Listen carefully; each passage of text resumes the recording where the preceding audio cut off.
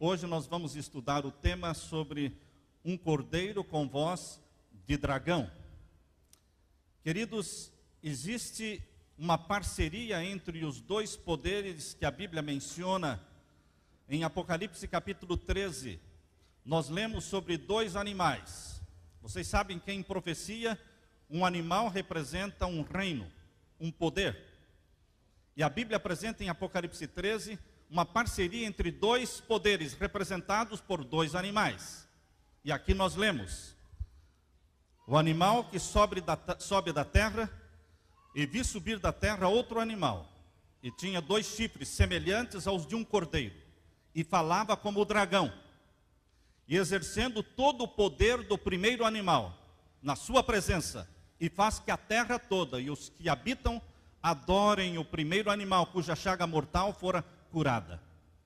Vocês percebem que aqui existem dois animais, um que foi ferido de morte e outro que está tentando trabalhar na recuperação do animal que foi ferido de morte.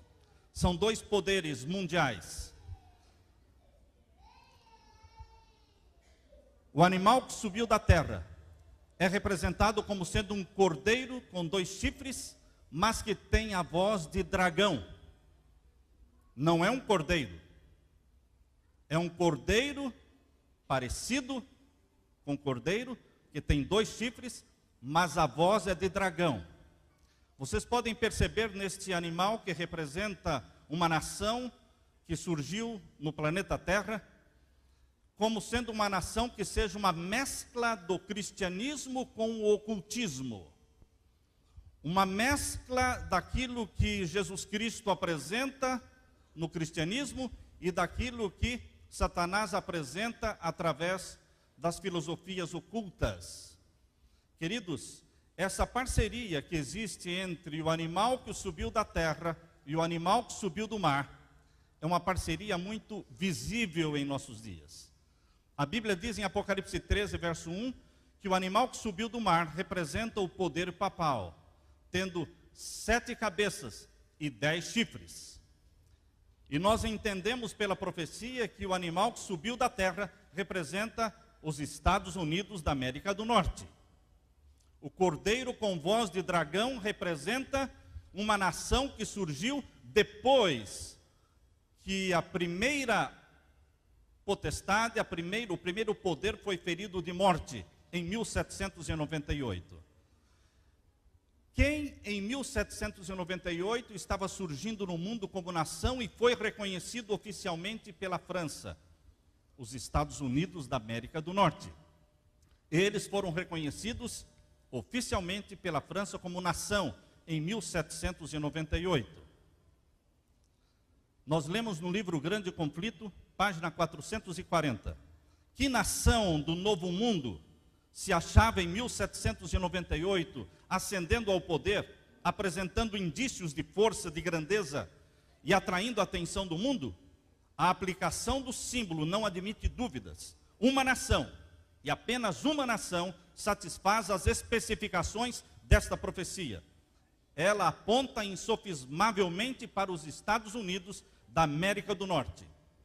Essa é a nação que foi reconhecida oficialmente em 1798, que foi o mesmo ano em que o poder papal recebeu a ferida de morte, quando Napoleão Bonaparte enviou seu general Berthier, atacar Roma, cercou Roma e prendeu o Papa Pio VI. Isto foi em 1798. Porém, nesse mesmo ano, a mesma França que derrubou o papado, também reconheceu uma outra nação, os Estados Unidos da América do Norte, no mesmo ano. Dois grupos estavam presentes na colonização da América do Norte. Assim como no ventre de Rebeca existiam dois bebês, Jacó e Esaú. E essas duas crianças representavam duas filosofias, uma santa e uma profana. Assim como existia uma luta no ventre de Rebeca entre Jacó e Esaú, assim também, desde o nascimento da nação americana, existe dentro dela uma tensão entre o santo e o profano. Dois grupos trabalharam para formar e colonizar a nação americana. Um é chamado de um grupo cristão, os puritanos que vieram da Europa. No navio Mayflower, em 1620, vieram com o alvo e com o sonho de criar um país sem rei e sem papa. Foi assim que eles pensaram e planejaram. Porém, um outro grupo veio também para os Estados Unidos da América do Norte na mesma época. Era um grupo de maçons. Portanto, queridos, os cristãos e os maçons estavam unidos no mesmo projeto de colonizar a América. E hoje nós podemos ver na profecia, quando Deus disse que esta nação americana é representada por um cordeiro, mas que tem voz de dragão, você vê perfeitamente a mescla do cristianismo com o satanismo, do cristianismo com o ocultismo, do santo com o profano. Esta nação que se diz cristã, há poucas semanas queimou um monte de Bíblias no Afeganistão. Como pode um governo, como o governo dos Estados Unidos, autorizar a queima de muitas Bíblias no Afeganistão, quando ali existem soldados americanos cristãos e que estavam, queridos, muito chocados, muito chateados pela decisão do governo? Vocês podem perceber que existe uma mescla no governo americano de cordeiro e dragão. Na realidade, não existe a religião cristã no governo americano. O governo americano tem uma religião. Embora a Constituição americana diga que há uma separação entre igreja e Estado, o próprio governo americano tem uma religião, mas não é a religião cristã. É a religião da maçonaria. Queridos, a cidade do Vaticano e a cidade de Washington, segundo a Bíblia, se aproximariam. Existia um abismo entre essas duas nações, entre essas duas potências, um abismo quase que intransponível. Mas a profecia bíblica diz que eles se aproximariam e trabalhariam juntos no tempo do fim, um edificando o outro, um promovendo o outro. Quando você vê a cidade de Washington, a planta da cidade de Washington, você descobre que todas as avenidas da cidade de Washington, elas foram construídas na forma de compasso e na forma de esquadro. Quando você estiver visitando a cidade de Washington, você lembre que as avenidas da cidade são em forma de compasso e esquadro. Este é o símbolo da maçonaria, o compasso e o esquadro. Portanto, queridos, a cidade de Washington, a capital dos Estados Unidos, é um grande monumento ao Deus da maçonaria. Camufladamente, Satanás está sendo adorado através desta capital que representa a nação número 1 do mundo. Quando você presta atenção na planta da cidade de Washington, você descobre que existe uma estrela de 5 pontas, exatamente em cima da Casa Branca. Em cima da Casa Branca existe a estrela de 5 pontas, chamado de pentagrama, representando a cabeça do bode de Mendes. E a boca do bode está exatamente em cima da Casa Branca. Vocês podem observar, aí nós temos a planta da cidade, a estrela de 5 pontas, exatamente a ponta mais baixa está em cima da Casa Branca. Nós sabemos que quem fala pela nação é a Casa Branca, é o presidente. Por isso a Bíblia diz que a voz deste animal é voz de dragão. Porque quem construiu a cidade de Washington foram os maçons. Quem construiu a Casa Branca foi um maçom, o arquiteto. E os presidentes dos Estados Unidos, eles tomam posse e fazem um juramento em cima da Bíblia. E quando eles fazem um juramento em cima da Bíblia, diante do mundo, parece que é um país cristão e é um presidente cristão. Mas, queridos, a Bíblia sobre a qual o presidente faz o juramento no dia da posse é uma Bíblia maçônica. É a mesma Bíblia sobre a qual o primeiro presidente americano, George Washington, fez o seu juramento há muitos anos atrás. Esta Bíblia maçônica, ela é guardada na loja maçônica de Nova York e é trazida então sempre que há uma posse de presidente nos Estados, lá na cidade de Washington, a Bíblia é trazida e ele faz o juramento. O que significa o presidente dos Estados Unidos fazendo o juramento em cima de uma Bíblia maçônica? Que ele está compromissado, ele está comprometido com as filosofias e com os projetos da maçonaria e do Illuminati. Meus queridos, a cabeça do bode, que está exatamente em cima da Casa Branca, é o Deus da maçonaria e é o Deus do governo americano. Qual é o nome dele? Antigamente ele era chamado de Baphomet. Baphomet é um Deus que tem cabeça de bode, chifres, tem seio de mulher e tem órgãos genitais de homem. Esse Deus representa a mistura do sexo masculino e feminino. Queridos, o Deus Baphomet é um Deus que aprova o homossexualismo, o lesbianismo. Não é de admirar como o governo americano apoie, aprove e incentive o homossexualismo.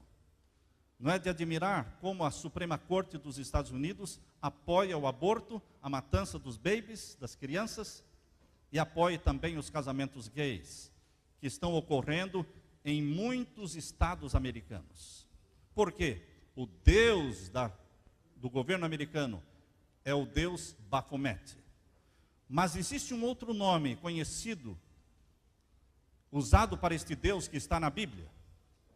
Ele está em Apocalipse capítulo 9 e o verso 11, pelo nome de Abaddon. Abaddon é o nome do Deus da maçonaria retirado da própria Bíblia. Apocalipse capítulo 9, verso 11 diz que Abaddon é o nome do anjo do abismo. Um dia eu estava pregando esta mensagem numa cidade e na saída um amigo chegou até mim e disse: pastor, eu sou maçom e eu sabia que o nome do Deus da maçonaria era Abaddon, mas eu não sabia que Abaddon é o anjo do abismo, é Satanás. Isso eu não sabia. Fiquei sabendo hoje. Queridos, muitos são enganados. Muitos adoram Satanás conscientemente e outros adoram Satanás inconscientemente. Para Satanás, tanto importa se o adoram conscientemente ou inconscientemente, ele quer ser adorado, de qualquer forma, de qualquer jeito. A maioria dos presidentes dos Estados Unidos são e foram maçons. Vocês poderão encontrar, então, a lista dos presidentes dos Estados Unidos. É uma lista imensa, desde George Washington, que foi o primeiro presidente dos Estados Unidos, até o presidente atual, Barack Obama, são maçons. E é interessante que alguns presidentes que não foram maçons foram exatamente aqueles que foram mortos. Abraham Lincoln, que foi assassinado no ano de 1865, não era maçom. John Kennedy, que foi assassinado em 1963, não era maçom. Ronald Reagan, que recebeu um tiro, não era maçom, mas se tornou maçom logo em seguida na sua segunda gestão. Queridos, o governo americano tem um compromisso com os projetos da maçonaria e do Illuminati. Isto quer dizer que os presidentes americanos, eles não agem por si mesmos. Eles foram financiados pelo Illuminati e eles estão comprometidos com a nova ordem mundial, que é um projeto do Illuminati. Os grandes ídolos maçônicos que existem na cidade de Washington. Vocês já ouviram falar de todos estes grandes ídolos maçônicos? Só que quando você visita os ídolos maçônicos de Washington, você não percebe que são ídolos maçônicos. Você os visita como monumentos. Monumentos em homenagem aos grandes homens da nação. Nós temos, por exemplo, o obelisco. O obelisco de Washington, que é o maior monumento fálico do mundo.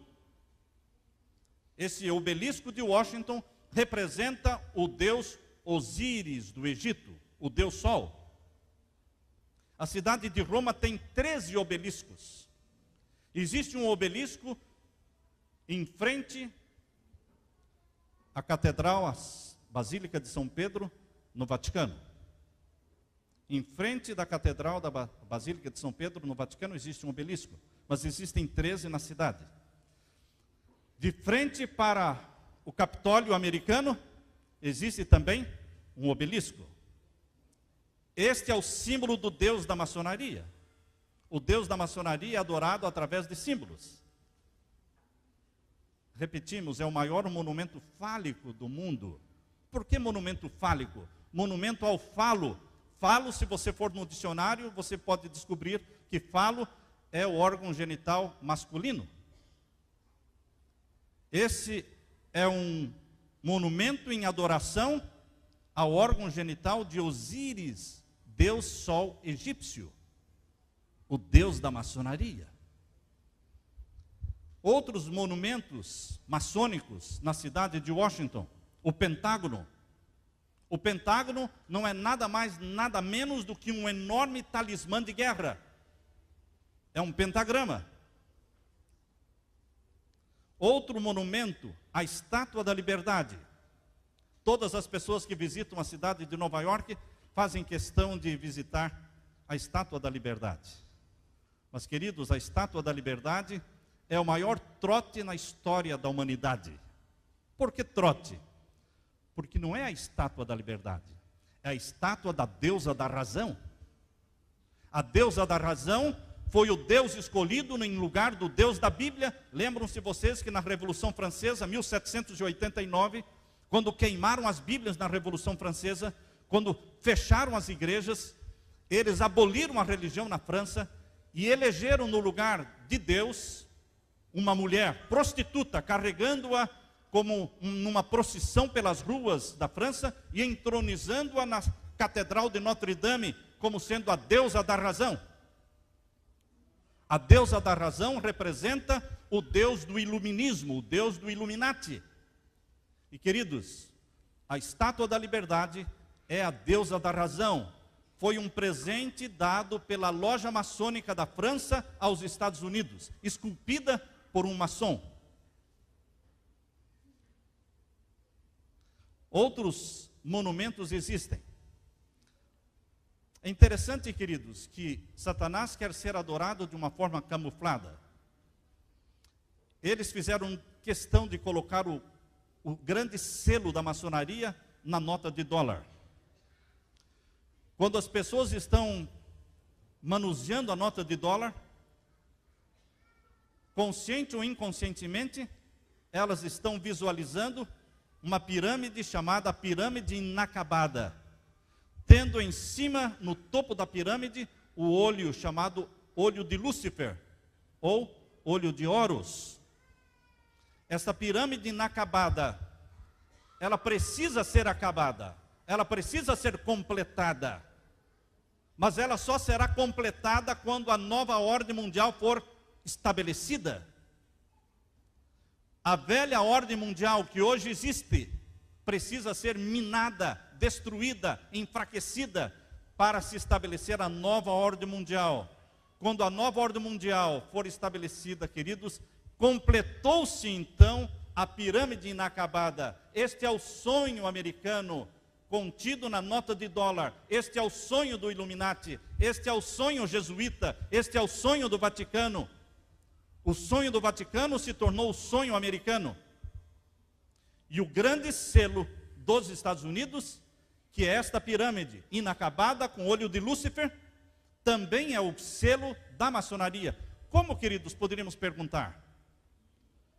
Como uma nação adotou como o grande selo da nação o selo da maçonaria?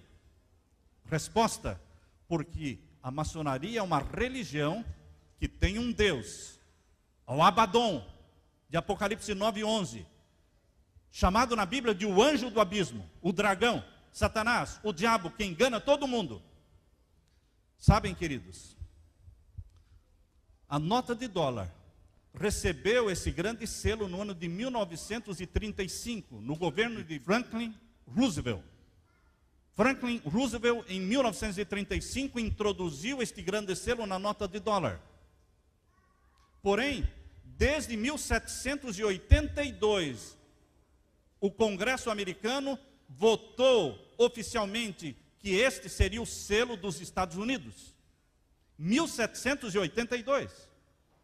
Faz muito tempo. Porém, este selo só foi introduzido na nota de dólar no ano de 1935.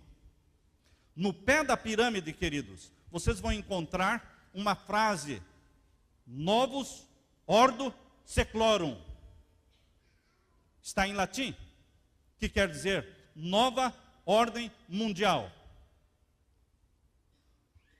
O presidente Bush pai foi o primeiro presidente que começou a falar abertamente sobre a nova ordem mundial. E depois os outros presidentes começaram a falar. E depois também, queridos, o próprio Papa Bento XVI começou a falar na nova ordem mundial. Hoje a expressão nova ordem mundial é uma expressão comum que você vê nas revistas e também nos jornais. Mas este é o sonho americano. O que é a nova ordem mundial? É a globalização do governo, é a globalização da economia, é a globalização da religião. A nova ordem mundial, ela se estabelece em cima de um tripé: governo mundial, economia mundial e religião mundial. E este sonho está sendo perseguido pelo governo americano. O governo americano trabalha em parceria com o Vaticano. O Vaticano não tem um exército para lutar suas guerras. Mas o exército americano, a maior potência militar do mundo, está à disposição do Vaticano para fazer com que todo mundo se ajoelhe diante do poder papal. Aquele poder que surgiu e que foi ferido de morte em 1798, mas que começou a ser popular novamente no ano de 1929. A popularidade papal começou a crescer de novo, quando a ferida mortal começou a ser curada em 1929, com a assinatura do Tratado de Latrão entre o Vaticano e Benito Mussolini na Itália. Portanto, queridos, de 1929 para cá, a popularidade papal está crescendo, crescendo, e alcançou o clímax com João Paulo II. E agora o Papa Bento XVI está colhendo as consequências da popularidade alcançada por João Paulo II. Nova ordem mundial. O grande selo dos Estados Unidos, portanto, tem em cima o olho que tudo vê. O olho que tudo vê está presente em muitas catedrais, em muitas igrejas, em muitos bancos. A data de 1776 está no pé da pirâmide. Interessante que a data da Declaração da Independência Americana é 1776. E a data em que o Illuminati foi fundado também é 1776, dia 1º de maio. As pessoas que olham para o selo americano entendem que 1776 lembra a Declaração da Independência. Porém, aqueles que conhecem a história do Illuminati sabem que lembra o ano da fundação do Illuminati. A Bíblia diz que este poder falava como dragão e exerce todo o poder do poder papal, do primeiro animal. O animal que subiu das águas, em Apocalipse 13, representa o Vaticano, e o animal que subiu da terra representa os Estados Unidos. Porém, os Estados Unidos faria com que o mundo todo adore ao poder papal, ao primeiro animal cuja chaga mortal fora curada. Em 1861, Abraham Lincoln foi escolhido como presidente dos Estados Unidos. Um homem de Deus, um homem que lia a Bíblia, um homem que orava, um homem honesto. Uma característica do caráter de Abraham Lincoln era honestidade. Queridos, ele trabalhou contra a implantação do Banco Central americano. Isto desagradou o Illuminati. O Illuminati promoveu a guerra americana para derrubar Abraham Lincoln, jogando o sul contra o norte. Mas pela graça de Deus, Abraham Lincoln, que estava com o norte, venceu o sul. E Abraham Lincoln deixou escrito: eu não estou lutando contra o sul, eu estou lutando contra o Vaticano. Abraham Lincoln tinha um amigo pessoal, Charles Chiniki, que foi por 50 anos padre romano. E ele disse para Charles Chiniki: Charles, se algum dia alguém me matar, pode saber que foram os jesuítas. E ele deixou isso por escrito. Queridos, Abraham Lincoln ganhou a guerra civil, mas 2 anos depois ele foi assassinado. Em 1865 ele foi morto. Quando encontraram era uma dupla assassina. Um morreu logo em seguida, mas o outro fugiu. E quando foi encontrado, ele estava escondido no Vaticano, fazendo parte da guarda pessoal do Papa. Então ele foi deportado de volta para os Estados Unidos para ser julgado. Foi julgado, mas não foi condenado. Queridos, desde que Abraham Lincoln foi assassinado, e o governo americano entendeu que existia por trás uma trama do Vaticano, os Estados Unidos romperam as relações diplomáticas com o Vaticano, em 1867. De 1867 para frente, passou a existir um abismo entre o Vaticano e os Estados Unidos. E esse abismo permaneceu por muitos anos, até 1984. O que aconteceu em 1984? Ronald Reagan, ele enviou, com apoio do Congresso, o embaixador americano William Wilson para o Vaticano, representando os Estados Unidos. Em 1852, o Papa Pio IX enviou um bloco de granito como presente do Vaticano para ser colocado naquele monumento de Washington, naquele obelisco. A nação americana estava tão revoltada contra o Vaticano que recusou o bloco de granito. Então eles colocaram esse bloco de granito dentro de um armazém, deixaram guardado lá. A população descobriu onde estava, foram lá e com um guindaste guincharam e guindaram aquele bloco de granito, jogando no fundo do rio Potomac. Tal era a revolta e o abismo que existia entre o governo americano, a população americana e o Vaticano. Porém, as coisas começaram a mudar nos Estados Unidos. Em 1951, o presidente Harry Truman pediu ao Senado americano para aprovar a indicação de um embaixador americano no Vaticano, e foi rejeitada a sua proposta. Em 1960, o povo americano elegeu o primeiro presidente católico, John Kennedy. Viu como mudou? A América foi mudando. E agora o primeiro presidente católico, os jesuítas viram nele como sendo um aliado, um forte aliado. Só que John Kennedy disse para 300 pastores protestantes no Texas, antes da sua eleição. Ele no Texas, na campanha eleitoral, os 300 pastores disseram: mas você é católico, nós somos protestantes, como é que nós poderemos apoiá-lo? Ele disse: eu sou mais americano do que católico. E se um dia eu tiver que fazer uma decisão em que a minha religião terá influência sobre a minha decisão como presidente, eu renunciarei à presidência.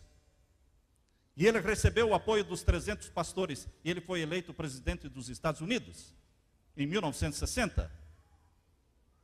Queridos, em 1963, John Kennedy resolveu romper as relações do governo americano com o Banco Central americano. O Banco Central americano, conhecido como Federal Reserve Bank, tinha autorização de imprimir o dinheiro americano, o dólar.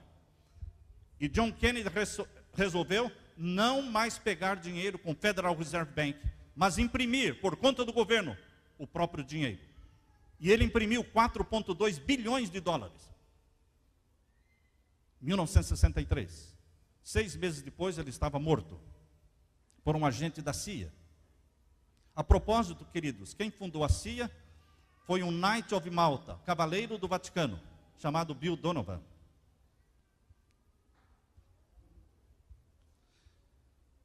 Em 1980, o Papa João Paulo II visitou os Estados Unidos. Ronald Reagan saiu da Casa Branca e foi ao aeroporto em Miami para receber o Papa. Nunca o presidente americano sai da Casa Branca para ir ao aeroporto receber qualquer presidente, qualquer líder mundial. Mas no caso de João Paulo II, Ronald Reagan saiu da Casa Branca e foi receber o Papa no aeroporto.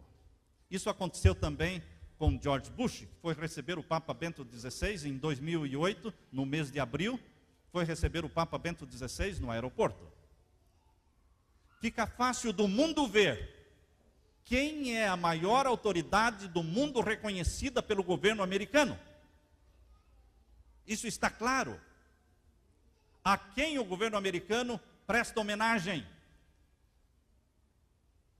Não existe mais um abismo entre esses dois poderes, o poder que subiu do mar e o poder que subiu da terra. Essas duas nações, separadas antigamente, estão unidas como nunca. Quando Ronald Reagan recebeu o apoio do Congresso americano para enviar o embaixador William Wilson como embaixador para o Vaticano, a votação foram 81 votos contra 13. Como mudou a cabeça do Congresso americano? Vocês sabem, queridos, que a Suprema Corte dos Estados Unidos tem 9 jurados. Há 30 anos atrás, dos 9 juízes, um era católico. Hoje, dos 9 juízes, 6 são católicos. Uma grande mudança ocorreu na América. Isso que vocês estão vendo, presidente americano assistindo a um funeral papal. Isso nunca aconteceu antes. Vocês veem que na morte de João Paulo II, foram para o funeral, a cerimônia funeral, o presidente George Bush pai, George Bush filho e Bill Clinton. Jimmy Carter queria ir, mas não deram uma vaga para ele no avião. Senão seriam 4 presidentes americanos. E não somente eles foram ao funeral, mas como também eles se ajoelharam diante do corpo de João Paulo II, reconhecendo-o como líder mundial. O próprio grande pastor, famoso mundialmente, Billy Graham, disse que o Papa é a voz moral do mundo. Os Estados Unidos e a religião protestante e o protestantismo americano está intimamente ligado e comprometido com o Vaticano. Isso nunca aconteceu antes. Nunca aconteceu antes de um presidente americano se curvar diante de um Papa. Há pessoas que dizem que não há sinais da breve volta de Jesus.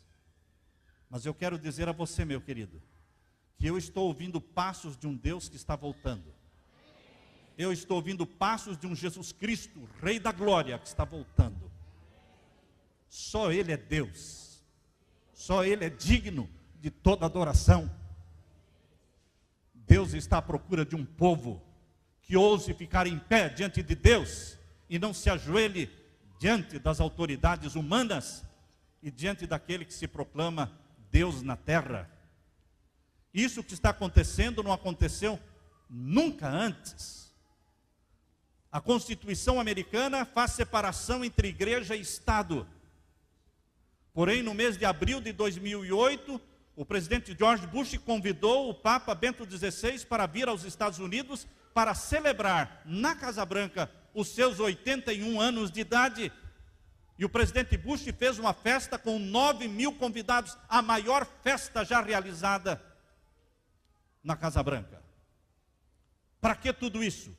Para mostrar ao mundo a amizade e o compromisso que existe hoje entre o governo americano, que adora Abaddon, adora o Deus representado pelo obelisco, e o poder papal, que também adora o Deus representado pelo obelisco.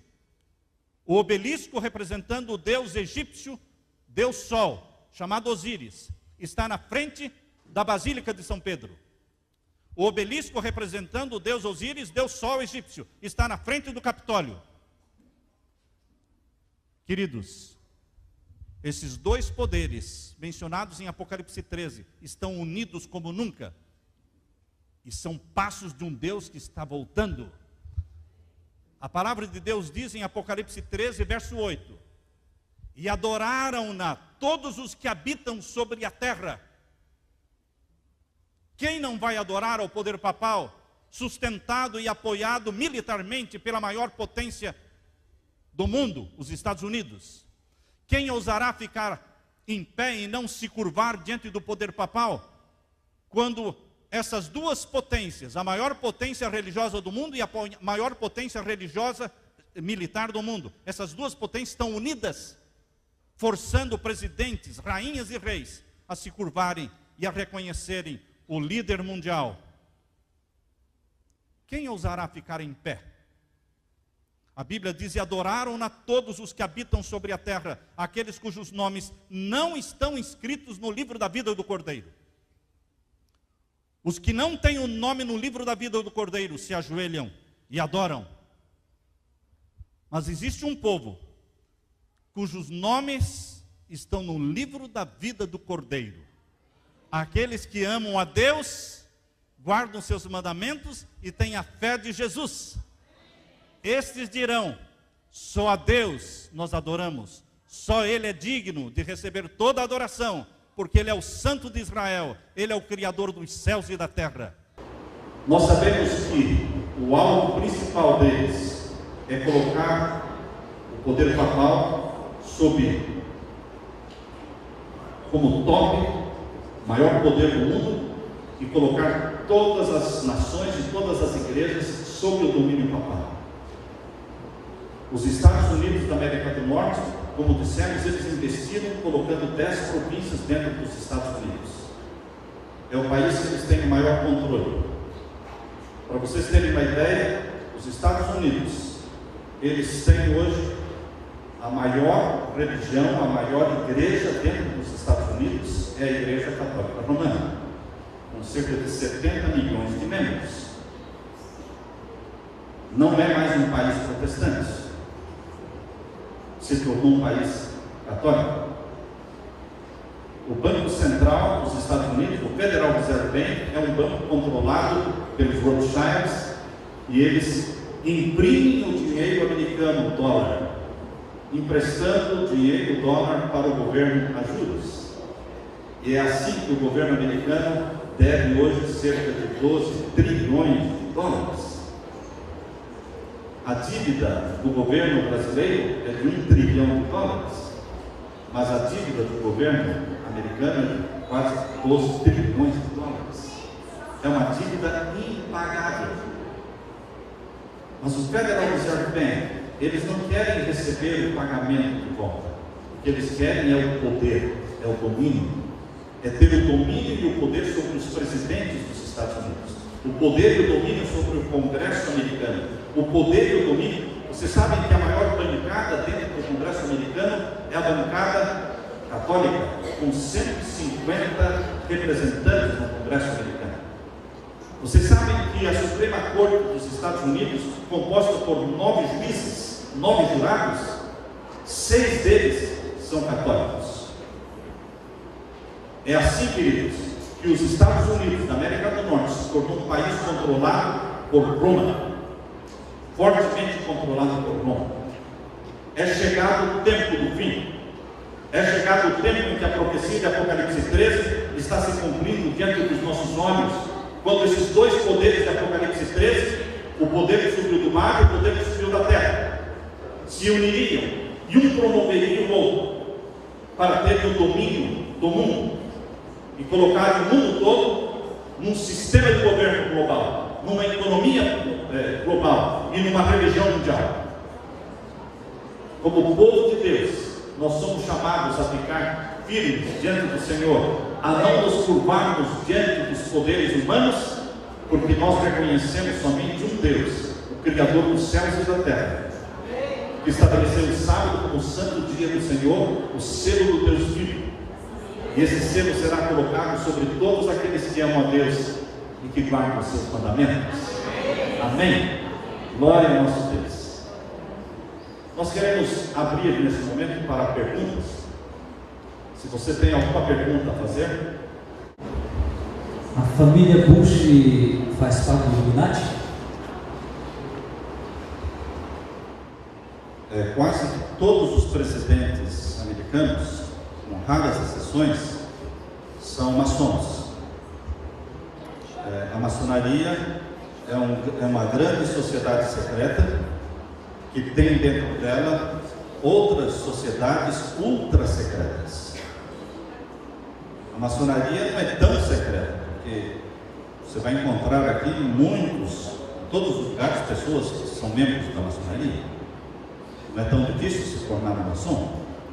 Mas este grande guarda-chuva, que se chama maçonaria, que é uma sociedade secreta, tem escondido dentro dela outras sociedades ultra secretas, e a família Bush faz parte de uma delas, que se chama a Sociedade dos Ossos e das Cadeias.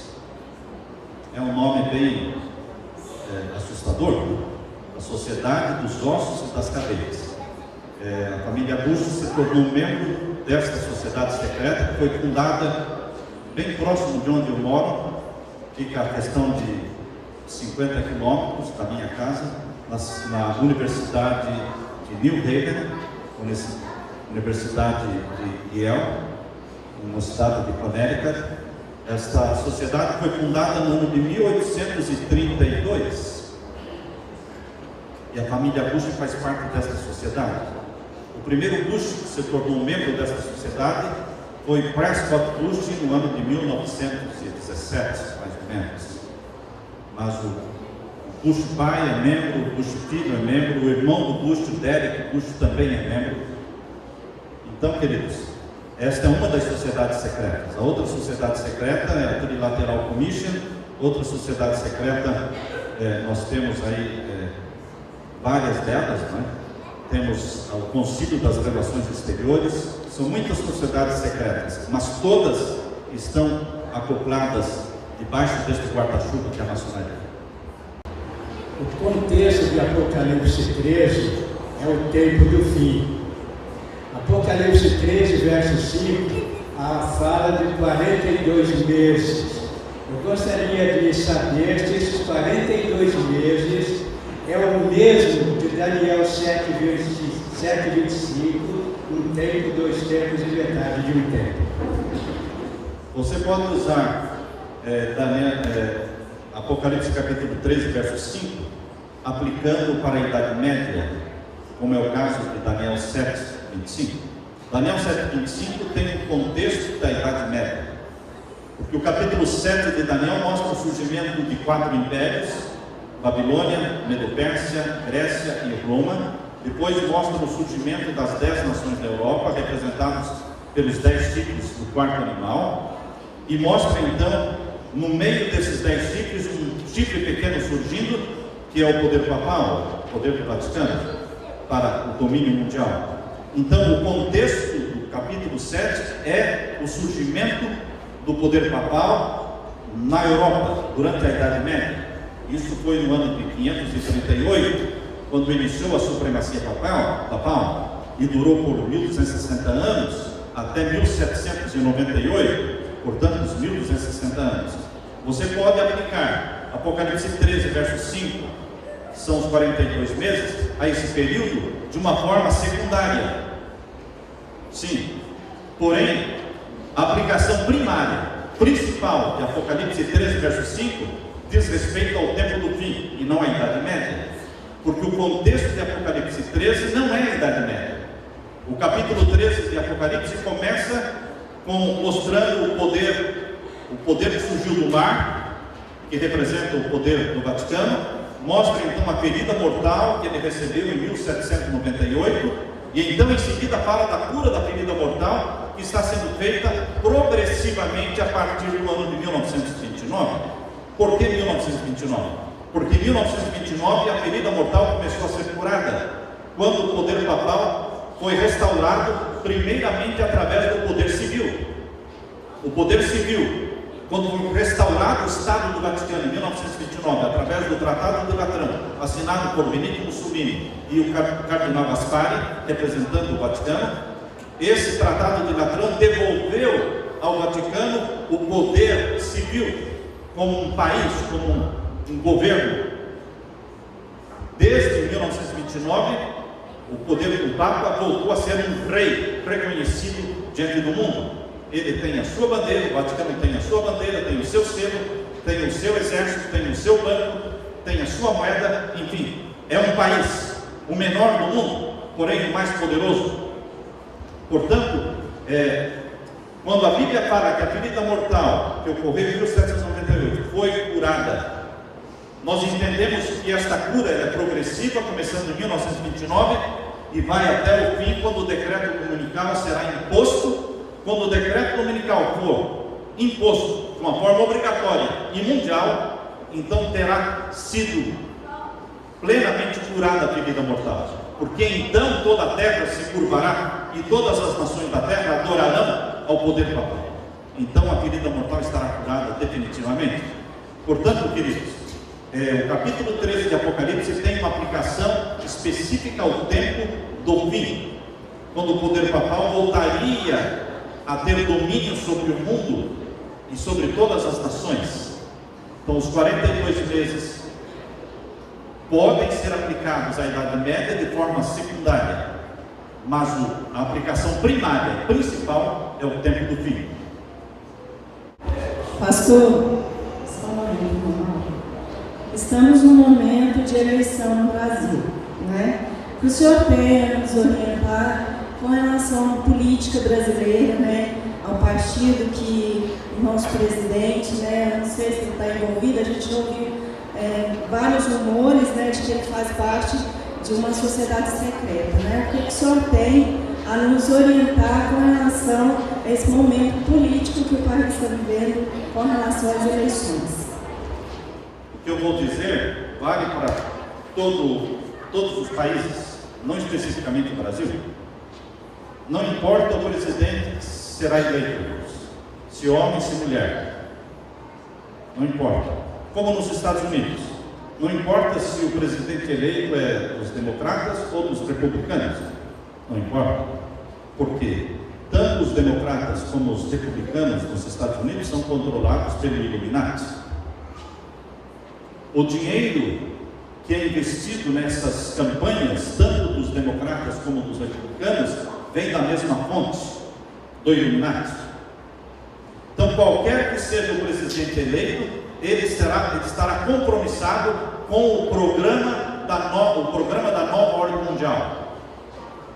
O presidente que for eleito, seja no Brasil, seja nos Estados Unidos, que estiver trabalhando contra a implantação da nova ordem mundial, ele não irá para frente, ele não terá sucesso. Porque todos os presidentes, mesmo na América do Sul, todos os presidentes que existem aqui nos países da América do Sul, todos eles terão que concordar com a UNASUR. UNASUR é a União Latina, a grande nação, a supernação latina que está sendo formada, já foi votada em Brasília, já foi assinado em Brasília esse tratado, unindo 12 países da América do Sul, incluindo a Venezuela da América Central. São 12 países. Esse tratado já foi assinado em Brasília, então já existe. é a grande nação latina.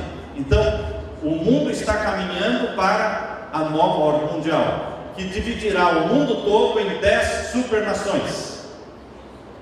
No sistema da nova ordem mundial, o mundo será dividido em 10 supernações. Portanto, queridos, primeiro que nós não dizemos vote neste ou não vote naquele, nós não opinamos sobre isso. Mas o que temos a dizer é que não importa a pessoa que será eleita, ela terá que se submeter ao programa maior, que envolve a nova ordem mundial, incluindo todos os países, todo mundo. Então, essa visão geral que Deus nos dá através da profecia, nos ajuda a nos desencantarmos com os governos da terra. O desencantamento com a terra, o desencantamento com os projetos humanos e a paixão pela volta de Jesus, a ânsia pela volta de Jesus, o desejo da volta de Jesus cresce forte no nosso coração quando entendemos que o mundo não tem saída, não tem saída. A nova ordem mundial tem como plano principal colocar o mundo aos pés do Vaticano. E o povo de Deus entende que será assim, mas não se submeterá. O povo de Deus se ajoelha e agora somente aquele que é digno de todo louvor, toda honra e toda glória. E este Deus é o Criador dos céus e da terra. Meu nome é Elias, eu não sou dessa igreja, sou da igreja adventista em São Luís do Maranhão. Tancredo Neves e John Kennedy são dois exemplos de presidentes que não aceitaram essa coisa da nova ordem mundial, por isso eles estão retirados do caminho. Bom, mas a pergunta que eu quero fazer é a seguinte: no site do YouTube existem vários canais que falam sobre essas coisas, sobre Illuminati, nova ordem mundial. A pergunta é se vale a pena nós, o que você tem a falar sobre essas mensagens, essas reportagens que eles passam lá, e se vale a pena nós estudarmos sobre isso. A Bíblia diz que os filhos das trevas são mais prudentes que os filhos da luz. O mundo está na nossa frente. Muitos cristãos adventistas não sabem nada disso. E o povo que está lá fora, que não pertence à igreja, eles estão sabendo que o mundo está sendo governado por uma elite governamental oculta, com planos que estão camuflados. Portanto, existe muito material na internet, muito material no YouTube, e que são bons materiais, basta pesquisar. Pastor, a minha pergunta tem um outro ângulo. O senhor explicou aí sobre o surgimento do protestantismo, a perseguição que houve contra o protestantismo, e na atual conjuntura, quem são mesmo os protestantes? Os adventistas ou todos os crentes envolvidos em todas as denominações religiosas? Protestantes são todas as igrejas que não são católicas. Todas as igrejas cristãs que não são católicas são protestantes, porque protestam contra o Vaticano. Porém, queridos, dentro do protestantismo existem as igrejas evangélicas, existem as igrejas protestantes históricas. As protestantes históricas são batista, luterana, anglicana, presbiteriana, são igrejas históricas. Existem as igrejas evangélicas pentecostais, que são essas mais novas, mas todas elas fazem parte do protestantismo. Nós, como igreja adventista, também fazemos parte do protestantismo. Mas o que nós estamos vendo hoje no mundo é que os principais líderes protestantes do mundo estão comprometidos com o Vaticano, estão inclinados a reconhecer o Papa como líder mundial, a voz moral do mundo. Como disse Billy Graham disse: o Papa, falando de João Paulo II, é a voz moral do mundo. Ora, se Billy Graham, que é o maior líder evangélico do mundo, reconhecido mundialmente, se ele reconheceu o Papa como a voz moral do mundo, isso é um reflexo do que está acontecendo com todos os demais líderes evangélicos do mundo. Esse é um sinal profético em cumprimento da profecia, que diz que no final dos tempos o mundo todo se voltaria e haveria uma união entre um ecumenismo religioso unindo protestantes e católicos. Cada uma tem o nome da sua igreja. As igrejas continuarão com seus nomes, com suas organizações, mas na realidade estarão sendo unidos por pontos de doutrinas que são comuns. Este é o ecumenismo religioso.